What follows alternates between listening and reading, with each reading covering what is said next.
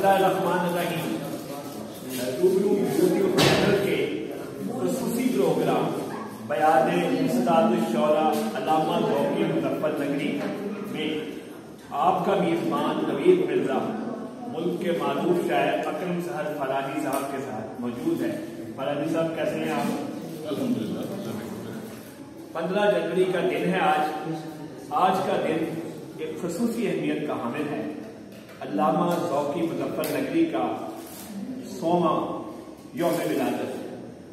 अल्लामा ज़ौकी मुज़फ़्फ़र नगरी उर्दू शेर और अदब की एक बहुत बड़ी शख्सियत थी, जिन्होंने अरूज़ के हवाले से न सिर्फ अपने शागिर्दों की तरबियत की बल्कि उनको एक ऐसा मकाम अता किया कि आज उनके तमाम शागिर्द कई किताबों के मुसन्निफ़ हैं। अकरम साहब फरानी साहब उनके एक खास शागिर्द हैं। इस हवाले से वो खुद बताएंगे कि अल्लामा ज़ौकी मुज़फ़्फ़र नगरी साहब ने उन्हें क्या वसीयत किया है और उनके लिए क्या हुक्म अता फरमाया है। उनको सारी गुफ्तगू हमारे साथ अकरम साहब फरानी फरमाएंगे। जी अकरम साहब 100वां यौम विलादत है ज़ौकी साहब का, इस हवाले से क्या कहना चाहेंगे? बिस्मिल्लाहिर्रहमानिर्रहीम।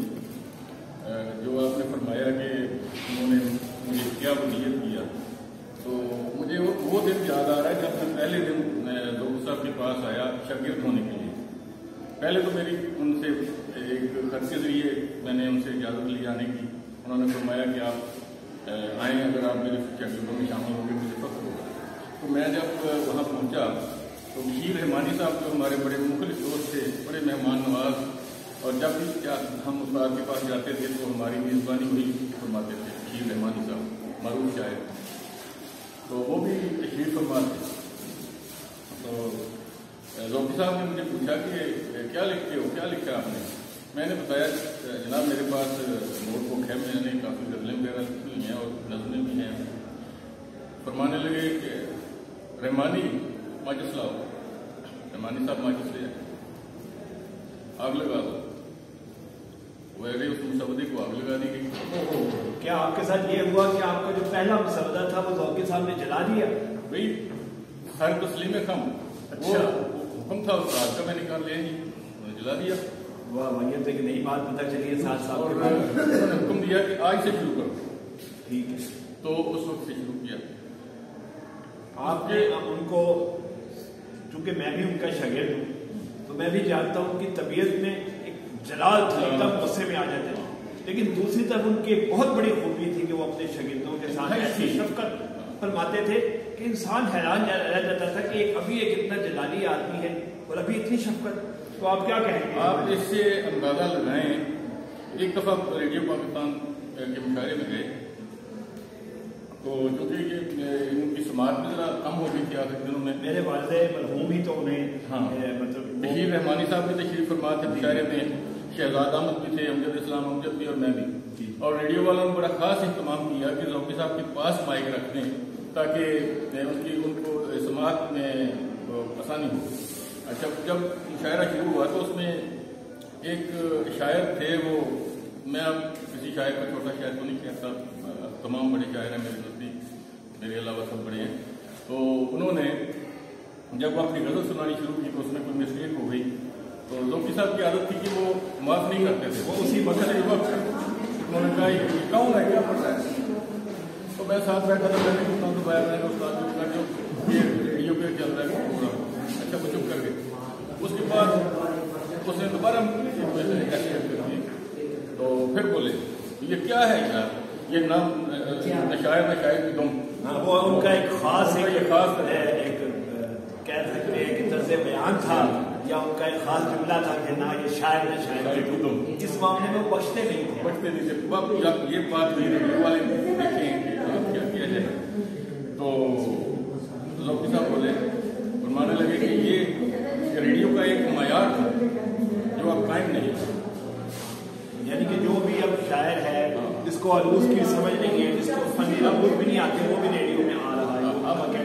अब ऐसे लोग शायरी में आ रहे हैं रेडियो की, इसलिए अब मैं अजम जा रहा हूँ, मैं मुशायरा नहीं बोल पा रहा और रेडियो का मुशायरा छोड़ के आ गए। ये की दलाली, इस किस्म की दलाली की आपको ये उन्होंने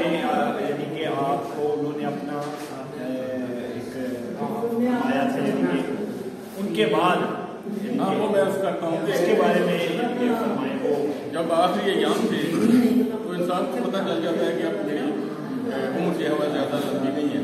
تو ذوقی صاحب نے جانشین لفظ میں اب آپ کو جانشین بنایا تھا ذوقی صاحب. تو اس وقت بشیر رحمانی صاحب موجود تھے. تو بشیر رحمانی صاحب سے فرمایا کہ رحمانی کاغذ پینسل لاؤ, کاغذ اور قلم لاؤ. رحمانی صاحب کاغذ لے آئے, قلم لے آئے, لکھو. لکھنا شروع کیا تو انہوں نے نامہ لکھوایا کہ میں علامہ ذوقی مظفر نگری باقاعدہ آج فلاں دن میں یہ تحریر بطور سند لکھ کر دے رہا ہوں کہ میں اپنا اکرم صاحب فارانی صاحب کی تحریروں سے, ان کے علم و فن سے میں مطمئن ہوں اور میں ان کو ترویج علم و فن کی اجازت دیتا ہوں. آپ کو جانشین مقرر کیا. میرا کو مجھے انہوں نے جانشین مقرر کیا اور وہ ایک تحریر جو رحمانی صاحب کی آتی تھی. بڑی فخر کی بات ہے کہ استاد الشہداء علامہ ذوقی مظفر نگری جن کا آج 100واں یوم ولادت ہے اور ان کے جانشین استاد بھائی اکرم صاحب فارانی ہمارے ساتھ موجود تھے.